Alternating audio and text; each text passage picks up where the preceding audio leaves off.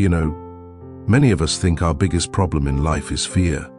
Fear of failing, fear of being judged, fear of trying and getting it wrong. But if we slow down and look closely, fear itself isn't the real problem. The real problem is how the mind keeps repeating fear until we stop moving. And this is not new. People struggled with this even in the time of the Buddha. There was once a man who lived a simple life. From the outside, everything looked fine. He worked, he ate, he slept. But inside, his mind never rested. He had ideas he never acted on.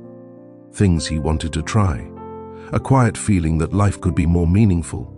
Every time he thought about starting something new, his mind stepped in first. What if you fail? What if people laugh? What if you're not good enough? And honestly, in our own lives we do the same. We think about starting something, a new habit, a new skill, a new chapter, and the mind immediately lists all the reasons not to. At that time, the man heard that the Buddha was nearby, speaking to people under a tree. He didn't go looking for answers. He went because he was tired. Tired of overthinking, tired of waiting, tired of arguing with his own mind.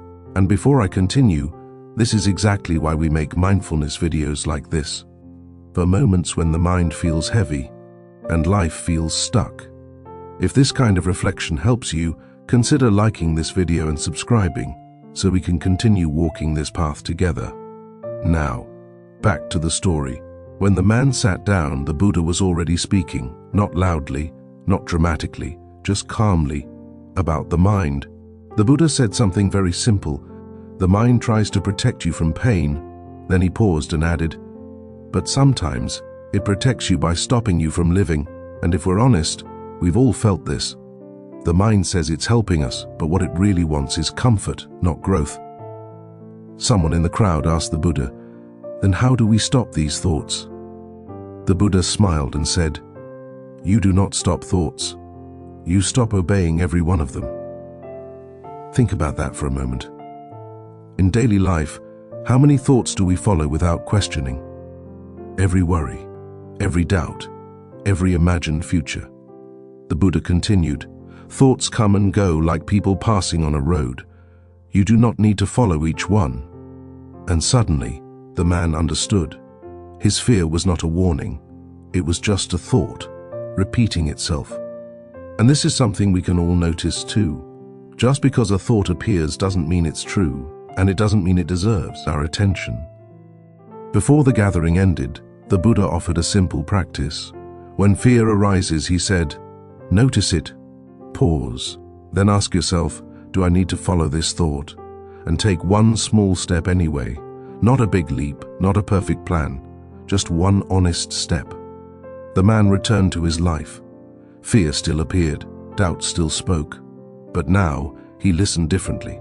Some days he moved forward, some days he hesitated, but he no longer stayed frozen. And in real life, this is how change actually happens, not by removing fear, but by understanding the mind.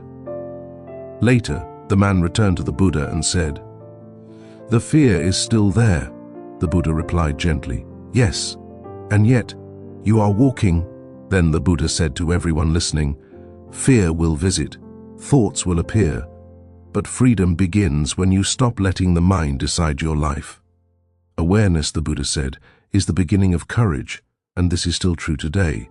You don't need to silence your mind. You don't need to fight it. You just need to see it clearly. When you do, life begins to move again, one aware step at a time. If you've listened this far, it means something inside you is ready to understand the mind, ready to walk more consciously, ready to begin this journey. If this story resonated with you, I invite you to like this video and subscribe so we can continue this path together, gently, one step at a time.